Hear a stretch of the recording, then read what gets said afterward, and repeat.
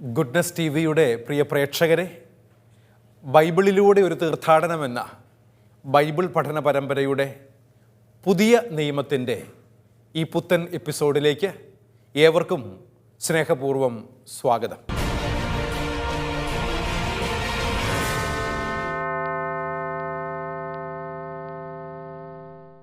കഴിഞ്ഞ എപ്പിസോഡുകളിൽ യോഹന്നാൻ്റെ സുവിശേഷം 12-ാം അധ്യായമാണ് നമ്മൾ പഠിച്ചുകൊണ്ടിരുന്നത്.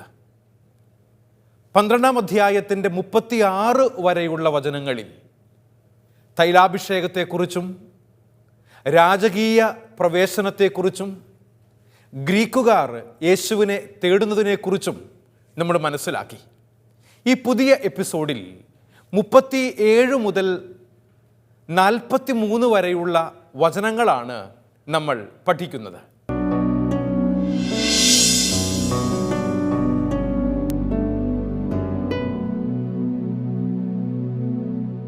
യോഹന്നാൻ്റെ സുവിശേഷം 12-ാം അധ്യായം 37 മുതൽ 43 വരെയുള്ള വചനങ്ങളുടെ വ്യാഖ്യാനങ്ങളിലേക്ക് പ്രവേശിക്കുന്നതിന് മുൻപായി ആ വചനഭാഗം നമുക്കൊന്ന് വായിച്ചു കേൾക്കാം.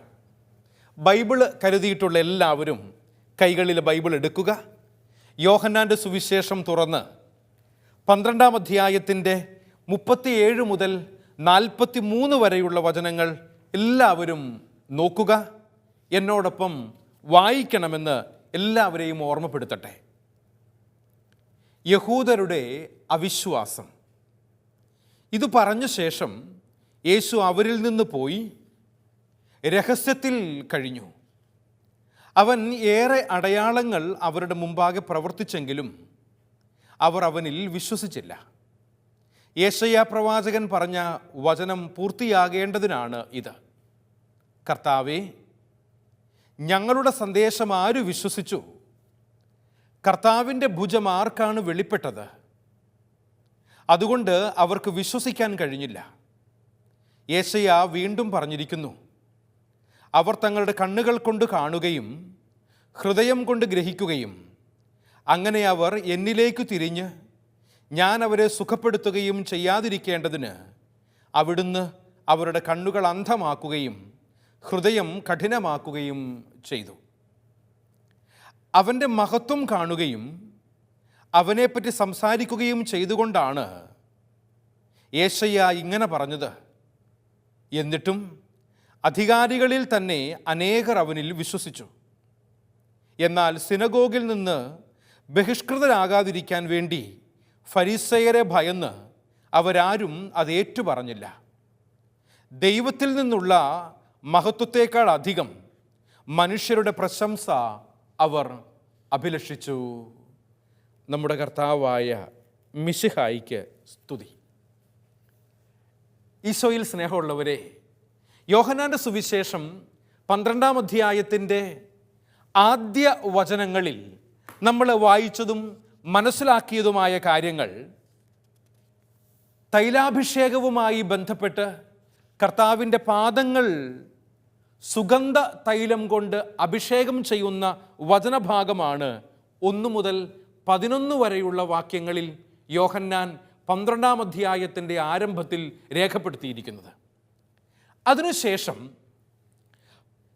12-ാമത്തെ വാക്യം മുതലുള്ള വചനഭാഗം 19 വരെയും കർത്താവിൻ്റെ ജെറുസലേമിലേക്കുള്ള രാജകീയ പ്രവേശനത്തെക്കുറിച്ചാണ് പറയുന്നത്. തുടർന്ന് 20 മുതൽ 26 വരെയുള്ള വചനങ്ങളിൽ ഗ്രീക്കുകാർ യേശുവിനെ തേടുന്നതിനെക്കുറിച്ച് നമ്മൾ വായിക്കുകയും പഠിക്കുകയും മനസ്സിലാക്കുകയും ചെയ്തു. തുടർന്ന് 27 മുതൽ 36 വരെയുള്ള വചനങ്ങളിൽ മനുഷ്യപുത്രൻ ഉയർത്തപ്പെടണം എന്നതുമായി ബന്ധപ്പെട്ടുള്ള വചനഭാഗമാണ് നമ്മൾ പഠിച്ചത്. അതിൻ്റെ തുടർച്ചയാണ് ഈ ക്ലാസ്സിൽ നമ്മൾ വായിച്ചു കേട്ട യോഹന്നാൻ്റെ സുവിശേഷം 12-ാം അധ്യായത്തിൻ്റെ 37 മുതൽ 43 വരെയുള്ള വചനഭാഗം. അവിടെ നമ്മൾ കേട്ടത് യഹൂദരുടെ അവിശ്വാസത്തെക്കുറിച്ചും എപ്രകാരമാണ് കർത്താവിൽ വിശ്വസിക്കുന്ന ഒരു സമൂഹം രൂപപ്പെട്ടത് എന്നതുമായി ബന്ധപ്പെട്ട കാര്യങ്ങളാണ്. നിങ്ങൾക്ക് സ്ക്രീനിൽ കാണാൻ സാധിക്കും. യോഹന്നാൻ 12:37 മുതൽ 43 വരെയുള്ള ഈ വചനഭാഗത്തിന് കൊടുക്കപ്പെട്ടിരിക്കുന്ന ടൈറ്റിൽ എന്ന് പറയുന്നത് ബൈബിളിൽ യഹൂദരുടെ അവിശ്വാസം എന്നാണെങ്കിലും പഠനത്തിന് വേണ്ടി പരസ്യ ജീവിതത്തിൻ്റെ വിലയിരുത്തൽ എന്നുള്ള ഒരു ടൈറ്റിലാണ്, തലവാചകത്തിലാണ് ഈ ഭാഗത്തെ നമ്മൾ മനസ്സിലാക്കാൻ വേണ്ടി ശ്രമിക്കുന്നത്. ഈശോയുടെ പരസ്യ ജീവിതത്തിൻ്റെ അന്ത്യഘട്ടമാണ് ഈ അധ്യായത്തിൽ രേഖപ്പെടുത്തിയിരിക്കുന്നത് എന്ന് ആമുഖമായി ഓർമ്മപ്പെടുത്തട്ടെ. 1 മുതൽ 11 വരെയുള്ള അധ്യായങ്ങളിൽ യോഹന്നാൻ സുവിശേഷകൻ എന്നറിയപ്പെടുന്ന 4-ാം സുവിശേഷം 7 അത്ഭുതങ്ങൾ, അടയാളങ്ങൾ എന്ന പേരിൽ കുറിച്ച് വച്ചിട്ടുണ്ട്. അതുകൊണ്ട് തന്നെയും 1 മുതൽ 11 വരെയുള്ള അധ്യായങ്ങളെ അടയാളങ്ങളുടെ പുസ്തകം അഥവാ ദ ബുക്ക് ഓഫ് സയൻസ് എന്നാണ് വിളിക്കുന്നത്. തുടർന്ന് 12 മുതൽ 21 വരെയുള്ള അധ്യായങ്ങളെ ദ ബുക്ക് ഓഫ് ഗ്ലോറി അഥവാ മഹത്വത്തിൻ്റെ പുസ്തകം എന്നാണ് വിളിക്കപ്പെടുന്നത്. അതുകൊണ്ട് തന്നെയും കഴിഞ്ഞ 11 അധ്യായങ്ങളിലെ യേശു കർത്താവിൻ്റെ പരസ്യ ജീവിതത്തെക്കുറിച്ചും ആ പരസ്യ ജീവിതത്തിൻ്റെ വിലയിരുത്തൽ എപ്രകാരമാണ് എന്നതിനെക്കുറിച്ചുമാണ് നമ്മൾ ഇന്ന് വിശകലനം ചെയ്യുന്നത്. ഈ വചനത്തിൻ്റെ അവസാന ഭാഗത്ത് സുവിശേഷകൻ ഈശോയുടെ പ്രേക്ഷിത പ്രവർത്തനങ്ങളുടെ ഒരു വിലയിരുത്തൽ നടത്തുന്നുണ്ട്. 30-ാമത്തെ വയസ്സിൽ ഉപവാസമനുഷ്ഠിച്ച്, തപസ്സനുഷ്ഠിച്ച്, പ്രാർത്ഥിച്ച് ദൈവകൃപയിൽ യേശു കർത്താവ് തൻ്റെ പരസ്യജീവിതം നടത്തുകയാണ്. തൻ്റെ പരസ്യജീവിതം ആരംഭിച്ച് അതിൻ്റെ പ്രധാന ഘട്ടം പൂർത്തിയായി പീഡാസഹനങ്ങളിലേക്ക് പ്രവേശിക്കുന്നതിന് മുൻപ് പീഡാസഹനത്തിൻ്റെ നാടെന്നറിയപ്പെടുന്ന ജെറൂസലേമിലേക്കുള്ള യാത്രയിൽ യേശു കർത്താവ് രാജകീയ പ്രവേശം നടത്തിയതിനു ശേഷം 4-ാം സുവിശേഷകൻ കർത്താവിൻ്റെ പ്രേക്ഷിത പ്രവർത്തനത്തിൻ്റെ ഒരു ഇവാലുവേഷൻ, ഒരു വിലയിരുത്തൽ നടത്തുകയാണ്. നമ്മൾ ഏതൊരു കാര്യം ചെയ്താലും ആ പ്രവർത്തനങ്ങൾ ചെയ്തു കഴിയുമ്പോൾ അതിനെക്കുറിച്ചുള്ള ഒരു വിലയിരുത്തൽ നടത്താറുണ്ട്. ഇവാലുവേഷൻ എന്ന് വിളിക്കും. എന്തിനു വേണ്ടിയിട്ടാണ്? നമ്മൾ ചെയ്ത കാര്യങ്ങളെക്കുറിച്ച് കൃത്യമായി വിലയിരുത്തി പഠിച്ച് മനസ്സിലാക്കി എന്തെങ്കിലും തെറ്റുകൾ സംഭവിച്ചിട്ടുണ്ട് എങ്കിൽ അതിനെ കറക്റ്റ് ചെയ്യുന്നതിന്, തിരുത്തുന്നതിനും അല്പം കൂടെ മെച്ചപ്പെട്ട രീതിയിൽ മുൻപോട്ട് പോകുന്നതിനും വേണ്ടിയിട്ടുള്ള പരിശ്രമത്തിൻ്റെ ഭാഗമാണ് വിലയിരുത്തലുകളെന്ന് നമുക്കറിയാമല്ലോ. ഇവിടെ കർത്താവിൻ്റെ പരസ്യ ജീവിതത്തിൻ്റെ വിലയിരുത്തലാണ് 4-ാം സുവിശേഷകൻ നടത്തുന്നത്. അതുകൊണ്ടാണ് ഈ വചനഭാഗത്തിന് പരസ്യ ജീവിതത്തിൻ്റെ വിലയിരുത്തൽ എന്ന ഒരു ടൈറ്റിലിൽ നമ്മൾ പഠിക്കാൻ വേണ്ടി ശ്രമിക്കുന്നത്. ഇവിടെ തീർച്ചയായും യഹൂദരുടെ അവിശ്വാസം സംഭവിക്കുന്നുണ്ട്. അതുകൊണ്ട് തന്നെയും നമുക്ക് സ്ക്രീനിൽ കാണാൻ വേണ്ടി സാധിക്കുന്നത് പോലെ വിലയിരുത്തൽ ഇവിടെ പൊതുവെ നിഷേധാത്മകമാണ്. അത് ഇവിടെ മാത്രമല്ല കേട്ടോ. നമ്മൾ നിഷേധാത്മകമായിട്ടാണ് പലപ്പോഴും ചെയ്യുന്ന കാര്യങ്ങളെ വിലയിരുത്താറ്. മറ്റുള്ളവർ ചെയ്യുന്ന കാര്യങ്ങളെ പ്രധാനമായും ആരും പോസിറ്റീവായി എന്നതിനേക്കാൾ അല്പം നെഗറ്റീവായി വിലയിരുത്താനാണ് ശ്രമിക്കുന്നത്. പലപ്പോഴും കരിസ്മാറ്റിക് ധ്യാനങ്ങളെക്കുറിച്ച് ഞാൻ കേട്ടിരിക്കുന്ന ഒരു അപവാദം എന്നുള്ളത് പാപത്തെക്കുറിച്ചും പശ്ചാത്താപത്തെക്കുറിച്ചും കൂടുതലായി എംഫസിസ് കൊടുത്ത് ഊന്നൽ നൽകിക്കൊണ്ട് ധ്യാനിപ്പിക്കുന്നു എന്ന് ഒരു പഴി കേൾക്കാറുണ്ട് കരിസ്മാറ്റിക് ധ്യാന ഗുരുക്കന്മാർ. എന്തുകൊണ്ടാണ് അച്ഛാ ദൈവസ്നേഹത്തെക്കുറിച്ചും ക്ഷമിക്കുന്ന സ്നേഹത്തെക്കുറിച്ചും ദൈവത്തിൻ്റെ കരുതലിനെക്കുറിച്ചും ഒക്കെ പറയേണ്ടടുത്ത് പാപത്തെക്കുറിച്ചും പശ്ചാത്താപത്തെക്കുറിച്ചും ഒക്കെ കൂടുതൽ പറയുന്നത് എന്ന് ചോദിക്കാറില്ലേ? എന്തിനാണെന്നറിയാവോ? വിലയിരുത്താൻ വേണ്ടിയിട്ടാണ്, ഇവാലുവേറ്റ് ചെയ്യാൻ വേണ്ടിയിട്ടാണ്. പാപകരമായ ജീവിതമാർഗങ്ങളിലൂടെ കടന്നു പോകുന്നുണ്ടെങ്കിൽ അതിൽ നിന്നും തിരിച്ചു വരാൻ വേണ്ടിയിട്ടുള്ള ആഹ്വാനവുമായിട്ടാണ് ഇപ്രകാരമുള്ള വിലയിരുത്തലുകൾ നടത്തുന്നത്. അതുകൊണ്ടാണ് കരിസ്മാറ്റിക് ധ്യാനങ്ങളിൽ പാപത്തെക്കുറിച്ചും പശ്ചാത്താപത്തെക്കുറിച്ചും കുംഭസാരം എന്ന അനുരഞ്ജനത്തിൻ്റെ കുദാശയെക്കുറിച്ചുമൊക്കെ പഠിപ്പിക്കുന്നത്, വചന ശുശ്രൂഷയിലൂടെ വചനം വ്യാഖ്യാനിക്കുന്നത് എന്ന് മനസ്സിലാക്കുമ്പോഴാണ് വിലയിരുത്തലുകൾ എപ്പോഴും നമുക്ക് ഗുണകരമാവുകയുള്ളൂ, അത് നന്മയായേ ഭവിക്കുകയുള്ളൂ എന്ന് തിരിച്ചറിയാൻ വേണ്ടി സാധിക്കുക. അതുകൊണ്ടാണ് പ്രിയപ്പെട്ടവരെ നമ്മൾ കാണുന്നത് 12-ാം അധ്യായത്തിൻ്റെ 37-ാമത്തെ വാക്യം നമ്മളിന്ന് വായിച്ചു കേട്ട വചനം ആരംഭിച്ചത് തന്നെയും അവൻ വളരെ അടയാളങ്ങൾ അവരുടെ മുമ്പാകെ പ്രവർത്തിച്ചെങ്കിലും അവർ അവനിൽ വിശ്വസിച്ചില്ല എന്ന വാക്യത്തോടെയാണ്. കഴിഞ്ഞ 11 അധ്യായങ്ങളിലായി കർത്താവ് അവരുടെ ഇടയിൽ എന്ന് പറഞ്ഞാൽ യഹൂദരുടെ ഇടയിൽ ഒത്തിരിയേറെ അത്ഭുത പ്രവൃത്തികൾ ചെയ്തിട്ടുണ്ട്. യോഹന്നാൻ അത്ഭുതങ്ങളെ അടയാളങ്ങൾ എന്ന വാക്കുകൾ കൊണ്ടാണ് രേഖപ്പെടുത്തുന്നത്. നമ്മൾ കണ്ട കാര്യമാണ്. അത്ഭുതം എന്ന വാക്ക് യോഹന്നാൻ ഉപയോഗിക്കുന്നില്ല. അത് യോഹന്നാൻ്റെ ആഖ്യാന ശൈലിയുടെ ഒരു പ്രത്യേകതയാണ്. അത്ഭുതത്തിന് പകരം അടയാളങ്ങളിലൂടെയാണ് കർത്താവ് അവരോട് സംസാരിക്കുന്നത് എന്ന് 4-ാം സുവിശേഷകൻ രേഖപ്പെടുത്തിയിട്ടുണ്ട്. യേശു വളരെ അത്ഭുതങ്ങളും അടയാളങ്ങളും യഹൂദന്മാരുടെ ഇടയിൽ പ്രവർത്തിച്ചു എങ്കിലും അവർ അവനിൽ വിശ്വസിച്ചില്ല എന്ന ഒരു നിഗമനമാണ് സുവിശേഷകൻ വിലയിരുത്തലിൻ്റെ ഭാഗമായി എത്തിച്ചേരുന്നത്. അതുവഴിയായി നമ്മൾ മനസ്സിലാക്കുന്ന കാര്യം ഇതാണ്: പൂർണ്ണമായും അനുകൂലമായ ഫലം ഈശോയുടെ പ്രവർത്തനങ്ങൾക്ക് ലഭിച്ചില്ല എന്നുള്ളതാണ്. പലപ്പോഴും നമ്മൾ കാണുന്ന ഒരു കാര്യം ഇതാണ്: കർത്താവ് ചെയ്യുന്ന കാര്യങ്ങൾക്കും പറയുന്ന കാര്യങ്ങൾക്കും 2 തരത്തിലുള്ള പ്രതികരണങ്ങൾ ഉണ്ടാകുന്നുണ്ട്. അനുകൂലമായി പ്രതികരിക്കുന്നവരുണ്ട്, പ്രതികൂലമായി പ്രതികരിക്കുന്നവരുണ്ട്. നമ്മൾ ആര് ചെയ്യുന്ന ഏതൊരു പ്രവൃത്തിക്കും പറയുന്ന കാര്യങ്ങൾക്കും ഇപ്രകാരമുള്ള 2 തരത്തിലുള്ള പ്രതികരണങ്ങൾ ഉണ്ടാകാറുണ്ട്. ചിലരെങ്കിലുമൊക്കെ നിങ്ങളോട് അനുകൂലമായി, ഭാവാത്മകമായി, പോസിറ്റീവായി പ്രതികരിച്ചേക്കാം.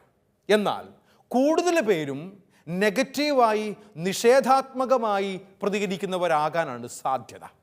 ഇവിടെ കർത്താവ് ചെയ്ത പരസ്യ ജീവിതത്തിൻ്റെ പ്രവർത്തനങ്ങൾക്കും അവൻ പഠിപ്പിച്ച കാര്യങ്ങൾക്കുമൊക്കെ അനുകൂലമായ പ്രതികരണങ്ങളെക്കാൾ കൂടുതലായി പ്രതികൂലമായ പ്രതികരണമാണ് ലഭിച്ചത് എന്ന് ഈ വചനഭാഗം നമ്മളെ ഓർമ്മപ്പെടുത്തുന്നുണ്ട്. അതുകൊണ്ടാണ് അവൻ വളരെയേറെ അത്ഭുതങ്ങളും അടയാളങ്ങളും പ്രവർത്തിച്ചിട്ടും അവനിൽ അനേകം പേർ വിശ്വസിച്ചില്ല എന്നുള്ള വചനഭാഗം അവിടെ കൃത്യമായി യോഹന്നാൻ സുവിശേഷകൻ 12-ാം അധ്യായത്തിൻ്റെ 37-ാമത്തെ വാക്യത്തിൽ എഴുതി വച്ചിരിക്കുന്നത്. സഹോദരങ്ങളെ, പഴയ നിയമത്തിൽ നിയമാവർത്തന പുസ്തകത്തിൻ്റെ 29-ാം അധ്യായം 2, 3, 4 വാക്യങ്ങൾ ഈ വചനഭാഗത്തെ അനുസ്മരിപ്പിക്കുന്ന തരത്തിലുള്ള മറ്റൊരു ഭാഗമാണ്. ആ വചനഭാഗം ഞാൻ നിങ്ങളൊന്ന് വായിച്ചു കേൾപ്പിക്കാം. നിയമാവർത്തന പുസ്തകത്തിൻ്റെ 29-ാം അധ്യായം 2 മുതൽ 4 വരെയുള്ള വചനങ്ങളാണ്. അവിടെ ഇപ്രകാരം നമ്മൾ വായിക്കുന്നു: നിങ്ങളുടെ കണ്ണുകൾ കണ്ട കഠിന പരീക്ഷകളായിരുന്നു അവ, ആ വലിയ അടയാളങ്ങളും അത്ഭുതങ്ങളും തന്നെ. എങ്കിലും ഗ്രഹിക്കാൻ ഹൃദയവും കാണാൻ കണ്ണുകളും കേൾക്കാൻ കാതുകളും കർത്താവ് ഇന്നുവരെ നിങ്ങൾക്ക് നൽകിയിരുന്നില്ല. നിങ്ങളെ ഞാൻ മരുഭൂമിയിലൂടെ നയിച്ച 40 വർഷവും നിങ്ങളുടെ മേലുള്ള വസ്ത്രങ്ങൾ ജീർണിച്ചില്ല, നിന്റെ പാദങ്ങളിൽ ചെരുപ്പ് തേഞ്ഞില്ല. ഇപ്രകാരം ഒരു വചനം നിയമാവർത്തന പുസ്തകത്തിൻ്റെ 29-ാം അധ്യായം 2 മുതൽ 4 വരെയുള്ള വാക്യങ്ങളിലൂടെ നമ്മൾ വായിക്കുമ്പോൾ മനസ്സിലാക്കാൻ സാധിക്കുന്ന കാര്യം ഇതാണ്: മോശ ഇസ്രയേൽ ജനത്തെ വിളിച്ചുകൂട്ടി അവരോട് പറയുന്ന ഒരു വചനഭാഗമാണിത്. അവിടെ മോശ പറയുന്ന കാര്യം ഇങ്ങനെയാണ്. നിങ്ങൾക്ക് സ്ക്രീനിൽ ആ വചനം കാണാനായി സാധിക്കും. മോശ ഇസ്രയേൽ ജനത്തെ വിളിച്ചുകൂട്ടി പറഞ്ഞു, കർത്താവ് നിങ്ങളുടെ മുൻപാകെ ഈജിപ്തിൽ വെച്ച് ഫറവോയോടും അവൻ്റെ സേവകരോടും രാജ്യത്തോടും ചെയ്തതെല്ലാം നിങ്ങൾ കണ്ടുവല്ലോ. എന്നിട്ട് കൂട്ടിച്ചേർക്കുകയാണ്, അടയാളങ്ങളും വലിയ അത്ഭുതങ്ങളും തന്നെ.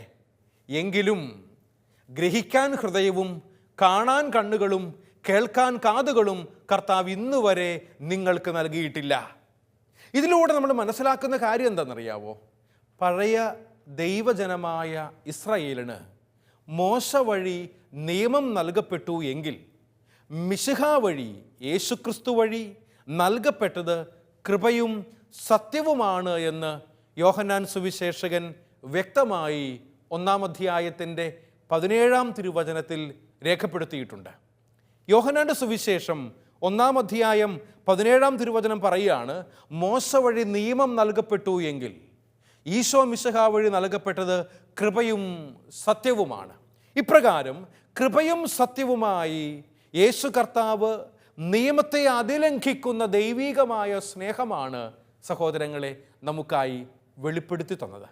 അതുകൊണ്ടാണ് പഴയ നിയമത്തിലെ യഹോവ ദൈവത്തിൻ്റെ സ്നേഹിക്കുന്ന കരുണയുള്ള മുഖമാണ് പുതിയ നിയമത്തിലെ ദൈവപുത്രനായ യേശു കർത്താവ് എന്ന് പറയപ്പെടുന്നത്. അതുകൊണ്ട് തന്നെയും യേശു കർത്താവിൻ്റെ ക്ഷമിക്കുന്ന സ്നേഹത്തെക്കുറിച്ചും അവൻ്റെ കരുണയെക്കുറിച്ചും വിശ്വസിക്കാത്ത ജനവിഭാഗത്തോട് പോലും എത്രമാത്രം കരുതലോടുകൂടിയാണ് അവൻ ഇടപെടുന്നത്, പെരുമാറുന്നത് എന്ന വചനങ്ങളൊക്കെയും നമ്മളെ ഓർമ്മപ്പെടുത്തുന്നതും മറ്റൊന്നല്ല എന്ന് നിങ്ങൾക്കെല്ലാവർക്കും നല്ല ബോധ്യമുണ്ടല്ലോ. അതുകൊണ്ട് തന്നെയും ഈ വചനഭാഗങ്ങൾ നമ്മളെ ഓർമ്മപ്പെടുത്തുന്നത് മോശ വഴി നൽകിയ അടയാളങ്ങൾ തിരിച്ചറിയുവാൻ ഇസ്രായേൽ പരാജയപ്പെട്ടതുപോലെ പുതിയ മോശയാകുന്ന മിശിഹ വഴി നൽകപ്പെട്ട അടയാളങ്ങളും നിരസിക്കപ്പെട്ടത് സുവിശേഷകൻ വിലയിരുത്തിക്കൊണ്ടാണ് ഇപ്രകാരം ഒരു വചനഭാഗം കുറിക്കപ്പെട്ടിരിക്കുന്നത്. നമുക്കറിയാമല്ലോ, മോശ എന്ന പ്രവാചകൻ ദൈവജനമായ ഇസ്രായേലിന് നിയമങ്ങളും ചട്ടങ്ങളും നൽകുന്നുണ്ട്. ദൈവത്തിൻ്റെ ഹിതം എന്താണ് എന്ന്, ദൈവത്തിൻ്റെ മനസ്സെന്താണെന്ന് മോശ ജനങ്ങളോട് പറഞ്ഞു പഠിപ്പിക്കാൻ ശ്രമിക്കുന്നുണ്ട്. എന്നാൽ മോശ ഈ ഉദ്യമത്തിൽ പരാജയപ്പെടുന്നുണ്ട്. ദൈവജനം മോശയ്ക്കെതിരായി പിറുപിറുക്കുന്നുണ്ട്, യഹോവയായ ദൈവത്തിനെതിരായി പിറുപിറുക്കുന്നുണ്ട്. മോശ പറഞ്ഞ കാര്യങ്ങൾ അവർ തൃണവൽഗണിക്കുന്നുണ്ട്, അല്ലെങ്കിൽ അവഗണിച്ചു കളയുന്നുണ്ട് എന്ന് പറഞ്ഞാൽ ദൈവത്തെ തന്നെയും അവഗണിക്കുന്ന ഒരു ദൈവജനത്തെയാണ് പലപ്പോഴും പഴയ നിയമഗ്രന്ഥങ്ങളിലൂടെ കടന്നു പോകുമ്പോൾ നമ്മൾ കാണുന്നത്.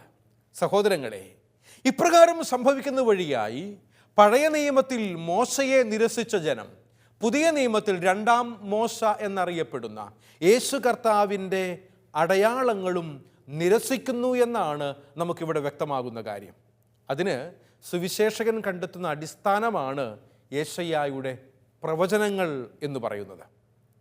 യേശയ്യായുടെ പ്രവചനത്തിൽ 6-ാം അധ്യായത്തിൻ്റെ 10-ാമത്തെ വാക്യത്തിലും 53-ാം അധ്യായത്തിൻ്റെ 1-ാം തിരുവചനത്തിലും നമ്മൾ ഇപ്രകാരം വായിക്കുന്നുണ്ട്. സ്ക്രീനിൽ നിങ്ങൾക്ക് കാണാനായി സാധിക്കും.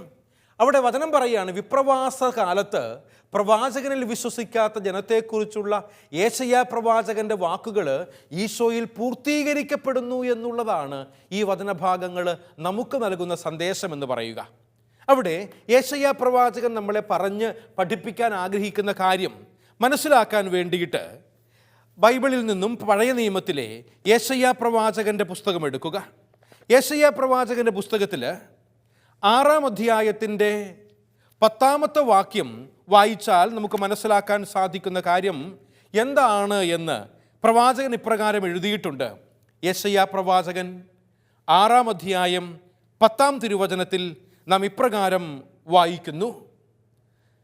തങ്ങളുടെ കണ്ണുകൊണ്ട് കാണുകയും ചെവി കൊണ്ട് കേൾക്കുകയും ഹൃദയം കൊണ്ട് ഗ്രഹിക്കുകയും അങ്ങനെ മാനസാന്തരപ്പെട്ട് തങ്ങളെ തന്നെ സുഖപ്പെടുത്തുകയും ചെയ്യാതിരിക്കേണ്ടതിന് ഈ ജനത്തിൻ്റെ ഹൃദയത്തെ നീ കഠിനമാക്കുകയും ചെവികളെ മന്ദീഭവിപ്പിക്കുകയും കണ്ണുകളെ അന്ധമാക്കുകയും ചെയ്യുക.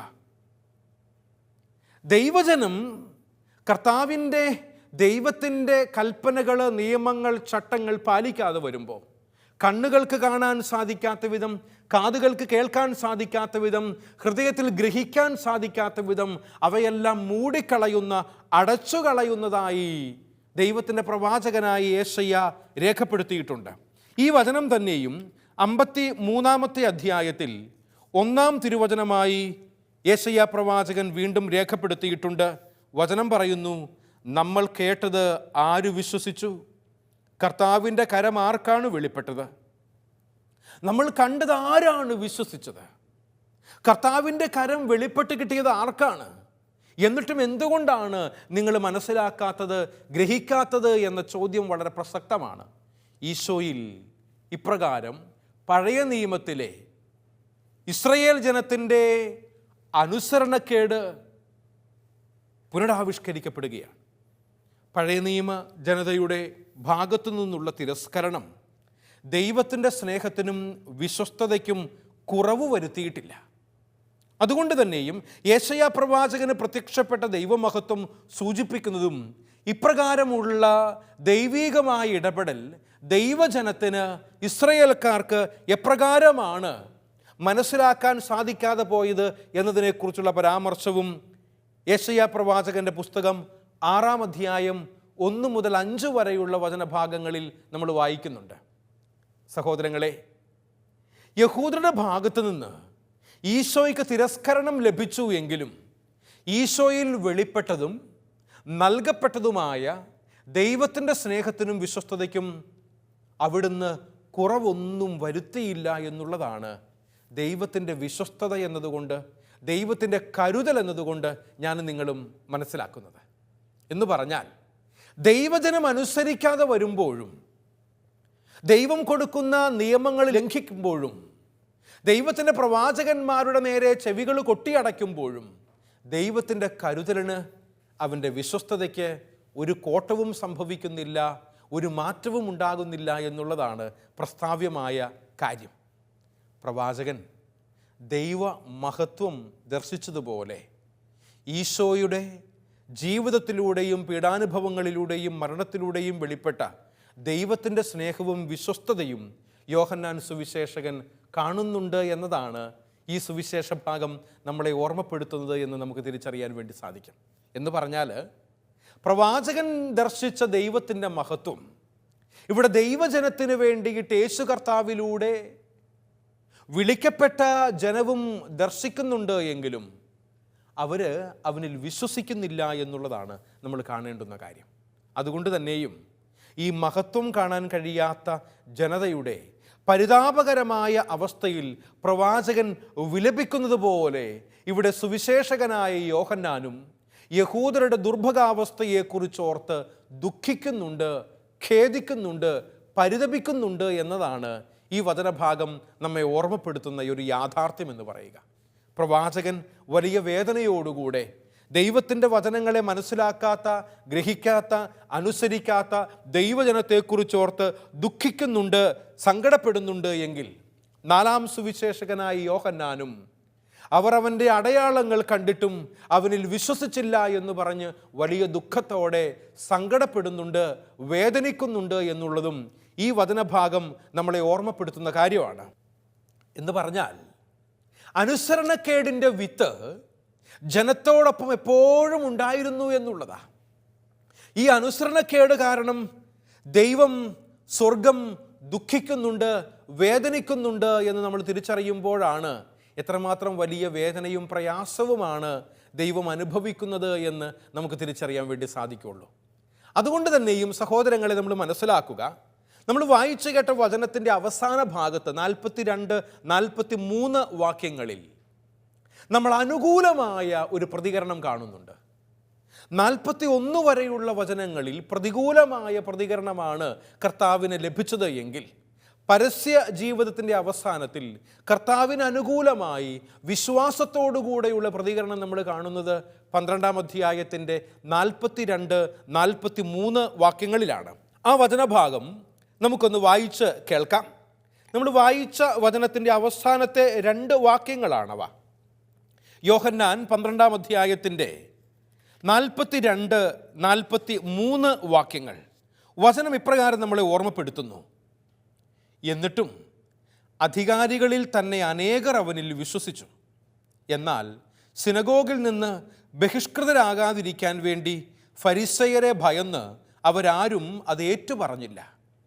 ദൈവത്തിൽ നിന്നുള്ള മഹത്വത്തേക്കാൾ അധികം മനുഷ്യരുടെ പ്രശംസ അവർ അഭിലഷിച്ചു. ഇതാണ് വചനം. എന്ന് പറഞ്ഞാൽ 12-ാം അധ്യായത്തിൻ്റെ 42-43 വാക്യങ്ങൾ യേശു കർത്താവിലുള്ള വിശ്വാസം ഉണ്ടെങ്കിലും ഏറ്റുപറയാൻ സാധിക്കാത്ത വിധം മനുഷ്യൻ്റെ പ്രീതി മാത്രം അഭിലഷിക്കുന്ന ഒരു വിഭാഗം ജനങ്ങളെയാണ് കാണുന്നത്. എന്നാൽ അവർ അവനിൽ വിശ്വസിച്ചു എന്ന് ദൈവത്തിൻ്റെ വചനം ഓർമ്മപ്പെടുത്തുകയും ചെയ്യുന്നു. 42-ാമത്തെ വാക്യത്തിൽ അനുകൂലമായ പ്രത്യുത്തരം നമ്മൾ കാണുന്നത്, യഹൂദ നേതൃത്വം പൊതുവെ ഈശോയെ അവിശ്വസിച്ചു എങ്കിലും യഹൂദരിൽ പലരും, നേതാക്കന്മാർ ഉൾപ്പെടെ ഈശോയിൽ വിശ്വസിച്ചതായി സുവിശേഷകനായ യോഹന്നാൻ എടുത്തു പറയുന്നുണ്ട് എന്നതാണ് ഈ വചനഭാഗത്തിൻ്റെ പ്രത്യേകത. അതുകൊണ്ട് തന്നെയും 2 ഉദാഹരണങ്ങൾ യോഹന്നാൻ്റെ സുവിശേഷത്തിൽ തന്നെയും നമുക്ക് കാണാനായി സാധിക്കും. കർത്താവിൽ വിശ്വസിക്കുന്ന അധികാരി വർഗത്തിൽ നിന്നുള്ള 2 ഉദാഹരണങ്ങൾ. അതിലൊന്നാമത്തേത് നിക്കദേമൂസാണ്.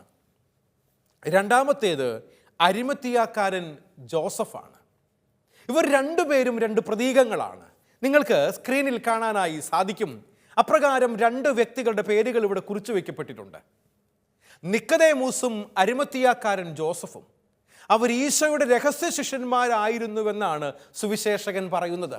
19-ാം അധ്യായത്തിൻ്റെ 38-39 വാക്യങ്ങളിലാണ് നിക്കദേമൂസിനെ കുറിച്ചും അരിമത്തിയാക്കാരൻ ജോസഫിനെ കുറിച്ചും രഹസ്യ ശിഷ്യന്മാരായിരിക്കുന്നതിനെ കുറിച്ച് പറയുന്നത്.